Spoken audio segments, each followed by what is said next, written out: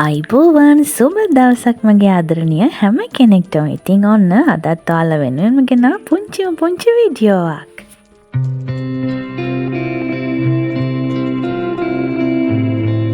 මලින් පිරුණු ගෙවත්තකට කවුද අකමැති නේද? අපිට වැඩිය දැනෙන්නේ නැති පුංචි කාරණා ටිකක් ගැන අපි අද කතා කරමු. ගොඩක් අය මේ වෙලාවේ හිරුවෙලිය කියන කාරණාව ගැන වැඩි සැලකිල්ලක් දක්වන්නේ නැති නිසාම මැසිවිලි නගනවා අනේ මගේ ගස්වල මල් පිපෙන්නේ නැහෙනි කියලා. හිරුවෙලිය ගැන කතා කළොත් ශාකයට අවශ්‍ය අත්‍යවශ්‍ය පරිසර සාධකයක් හැටියට හිරුවෙලිය නම් කරන්න පුළුවන්. මල් පිපෙන ශාක වුණත් ඍජු සූර්යාලෝකයට නිරාවරණය කරන්න අපිට බෑ.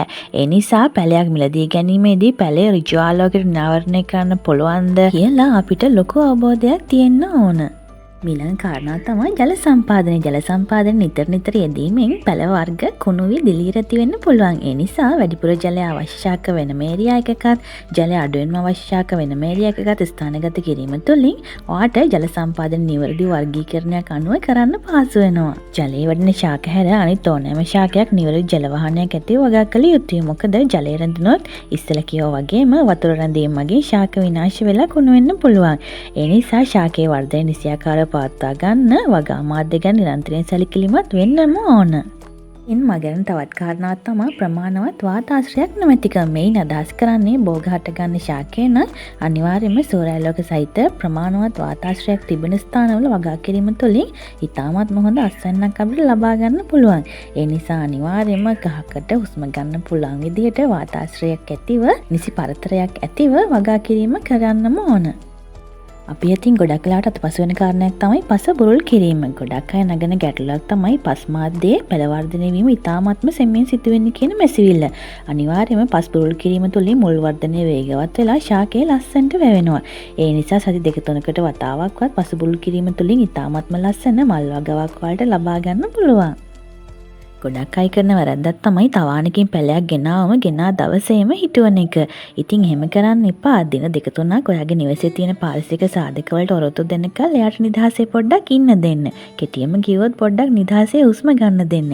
එහෙම වුණාම තමයි එයා ඔයාගේ පරිසරයට චුට්ට අවතීර්ණ වෙන්නේ. ඒ නිසා කවදාවත් පැල තවාණකින් පැලයක් ගෙනාව දවසේම හිටවන්න නැතුව චුට්ටක් එයා දිහා අවිසිලිවන්තව බලා හිටියොත් අපිට ඒ පැලේ ඔයාලගේ පරිසර සාධක වලට ඔරොත්තු දෙන විදිහට වගා කරගන්න පුළුවන්. දැන් කාරණාව තමයි බඳුන ගැන සැලකිලිමත් වෙන එක. ඒ වගේම තමයි පැලයක් මිලදී ගන්නට කලින් අපි තීරණය කරන්න ඕන පැලේ බිම වගා කරනවද නැත්නම් බඳුනක වගා කරනවද කියලා.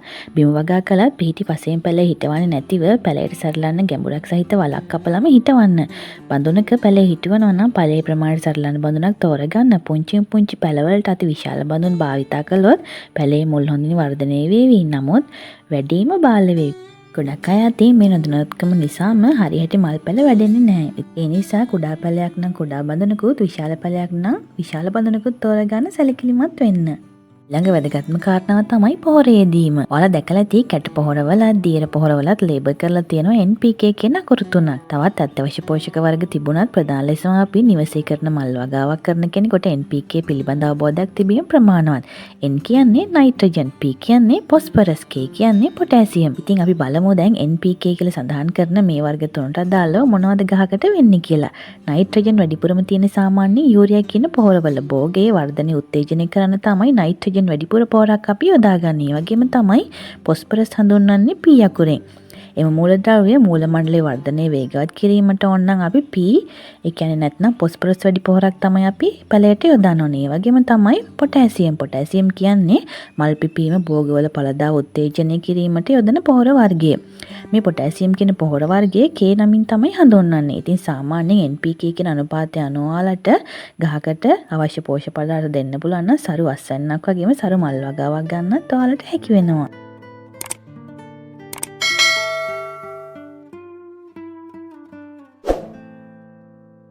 ඉතින් අපි හිතන්නේ තීගාව දෙගත් කාරණේ තමයි අතු කප්පාදුව කියලා කියන්නේ. පසට අවශ්‍ය පොහොර වර්ග නිස්ලෙස යොදන ශාකයක අතු කප්පාදුව මගින් නිරෝගී වර්ධනයක් අපිට දැක ගන්න පුළුවන්. ඔයාලා දන්නවා සරලම උදාහරණය රෝස. රෝස ශාකයක මල් පිපීම උත්තේජනය කිරීමට නම් අතු කප්පාදුව අත්‍යවශ්‍යම සාධකයක්. අතු කප්පාදුවක් කළ නොහැකි ශාක විදියට ඕකිඩ්, ඇන්තෝරියම්, ඇග්ලොනිම වර්ග උදාහරණ විදියට දෙන්න පුළුවන්. අතුකින් සිලෙස වැඩෙන ශාක අනිවාර්යයෙන්ම කප්පාදු කිරීමක් සිදු කළ යුතුමයි. එමගින් ලස්සන ගෙවත්තක් ඔයාලටත් හිමි කරගන්න පුළුවන්. මේ ගැන සැලකිලිමත් වුණොත් නම් වාසියක් මිස අවාසියක් නම් වෙන්නේ නැහැ. නාගරීකරණය මත මේ දේ විශාල ගැටලුවක් වුණත් කාබනික පොහොර අපිට වටපිටායම හොයාගන්න පුළුවන් නම් අත ඇති මුදල් වියදම් අඩුවෙන් සිදුවීම නිසාම පැලයක් දෙකක් මේදුනත් මල් වගා කිරීමේ යෝගිමත් මානසිකත්වය අපි අතරින් ගිලිහෙන්නේ නැහැ. ඒ නිසා සරල පහසෙන් හොයාගන්න පුළුවන් ගොම, කොම්පෝස්ට්, දි รา පත් වුණු කොළරොඩු, බිත්තර කටු වගේ ස්වාභාවික දේවල් වලට අපිට හුරු වෙන්න පුළුවන්. ඉතින් බිත්තර කටු කොහොමද පැලයකට දාලා සරසාර අස්වැන්නක් ගන්න කියලා මම වීඩියෝවක් කරලා තියෙනවා. බලපු නැති අය අනිවාර්යයෙන්ම බලන්න.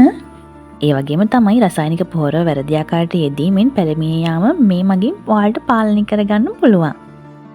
ඉතින් ඔන්න ආදරෙන් ඉල්ලනවා channel එක subscribe කරලා නැත්නම් දැන්ම ගිහින් subscribe කරලා ළඟම තියෙන bell button එක click කරන්න. ඒ වගේම තමයි මේ වීඩියෝ වැදගත් වේවියි කියලා හිතන කෙනෙකුට ඔයාලට පුළුවන් share කරන්න. ඒ වගේම තමයි ඔයාලගේ comment එකත් මට ගොඩක් වැදගත්. ඉතින් අපි යමු දැන් අපේ අන්තිම කාරණාවට. ඒ තමයි කෘමි උදුරු පාලනය. කෘමි පාලනය කියන්නේ කවුරුත් අකමැති මාතෘකාවක් නේ. අතරින් ගොළුබෙල්ලා, හංගොල්ලා, සුදුමැස්සා, පිටිමකුණ, මල් පොහොට්ටු කන ඉතාමත්ම කුඩා කෘමිය හඳුන්වන්න පුළුවන්. ස්වාභාවික උගුල් ක්‍රම මගින් පාලනය අපහසු නම් පමණක් ඔයාලා රසායනික කෘමිනාශක වලට යොමු වෙන්නේ. වගේම තමයි නිවසේ ආහාරයට ගන්න බෝගවගාට හැකි උපරිම කාබනික කෘමිකාශක පමණක් යොදන්න හැකිතරම් උත්සාහ කිරීම තුළින් නිරෝගීමත් එළවලු පළතුරු අපිට ආහාරයට ගන්න හැකි වෙනවා. ඉතින් ඒ ගැන තව දැන යොමු කරන ගම මේ සාධක 10 ගැන සැලකිලිමත් වෙලා ඔයාගේ අතින් මොනියම්ම විදිහකට හරි අතපසුනා නම් මේ කාරණාවල එකක් හරි ඔයාලට පුළුවන් ඒවා මග අරගෙන ලස්සන මල් වගාවකට යොමු වෙන්න. ඉතින් ඔන්න යන්න වෙලාව හරි. එහෙනම් ඔයාලගේ පුංචි පැටව එක සතුටෙන් පරිස්සමින් ආදරෙන් ඉන්න. එහෙනම් ගිහින් එන්නම්.